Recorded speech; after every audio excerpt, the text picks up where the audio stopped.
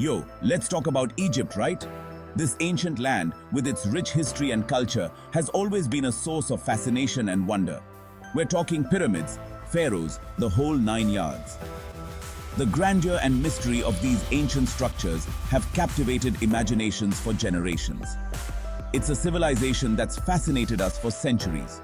From the towering pyramids to the intricate hieroglyphs, every aspect of ancient Egypt tells a story of innovation and power. But here's the thing. Often, the story of Egypt gets told without its full context. We tend to isolate it from its geographical and cultural roots. We forget that Egypt, my friends, is in Africa. It's not just a part of the Middle East or a standalone entity. It's deeply embedded in the African continent. Not next to it, not near it, but it.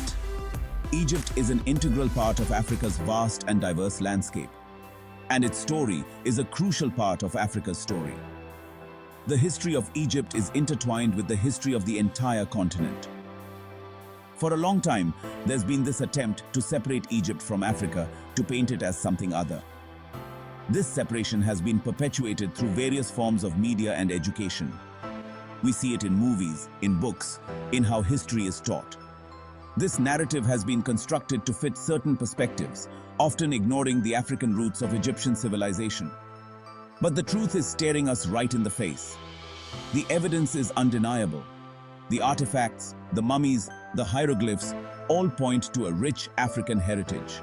The pharaohs, those rulers of mighty Egypt, they were African.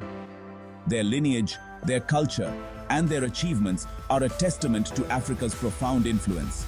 And their features, their culture, their very existence, it shatters the myths and forces us to confront a history that's been whitewashed for far too long. This recognition is crucial for a more accurate understanding of history. We're going to dive into the lives of three pharaohs: Ramses II, the great conqueror; Akhenaten, the revolutionary pharaoh; and Tutankhamun, the boy king. Through their stories, their faces, and yes, even their bones, we are going to uncover the undeniable African heritage of Egypt's pharaohs. Their reigns and legacies offer a window into the African roots of Egyptian civilization. Let's get into it. This journey will not only enlighten us about the past, but also help us appreciate the rich tapestry of African history. Alright, let's start with a heavyweight, Ramses II, one of the most iconic figures in ancient history. This dude was the OG larger-than-life pharaoh, a true legend in his own time. We're talking massive statues, temples carved into mountainsides, and a reign that spanned over 6 decades. His legacy is literally set in stone. Ramses wanted everyone to know his name, and you know what? It worked. His name and image are still recognizable thousands of years later. Now, if you look at any depiction of Ramses, you can't miss those features. They're as distinctive as they come. The prominent nose, the full lips, the bone structure. These are all hallmarks of a distinctly African appearance. These features are not just artistic choices. They reflect the real man. And it's not just the artists taking creative liberties. These depictions are consistent across various forms of art. We've got Ramses' mummy, people. This is not just legend, it's tangible history. And guess what? Same story. The mummy's features match the statues and carvings. The physical evidence backs up what we're seeing in the art. It's a consistent portrayal across different mediums. Some might try to tell you that these features are just Mediterranean or Middle Eastern, but that's an oversimplification. But here's the thing.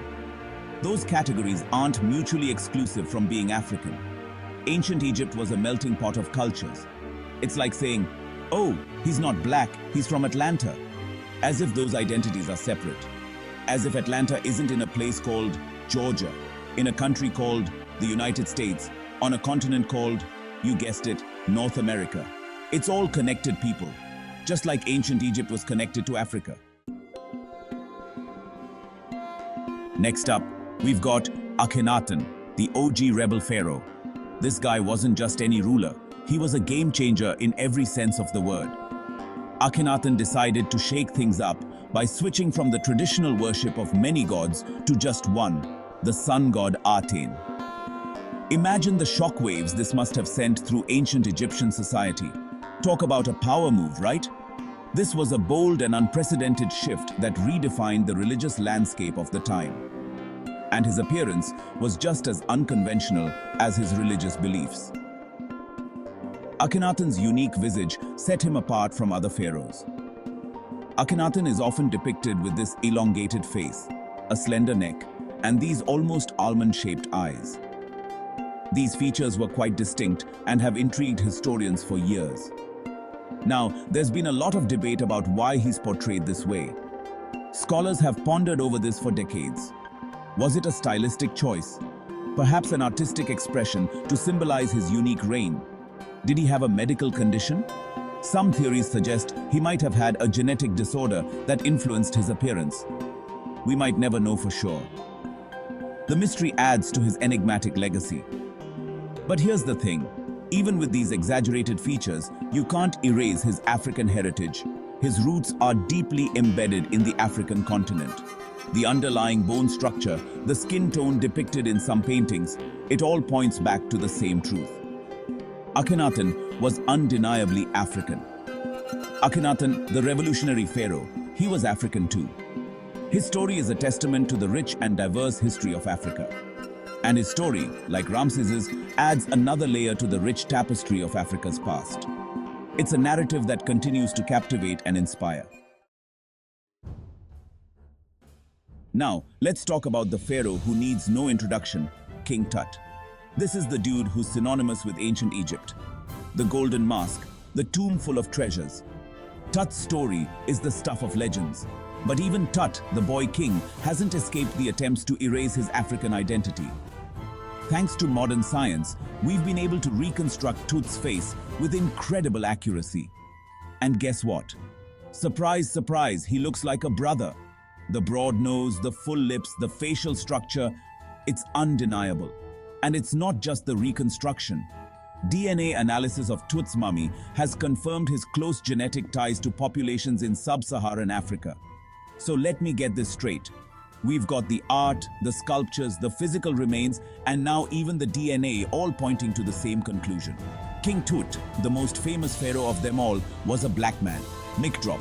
Like, comment, share, subscribe, and turn on notifications.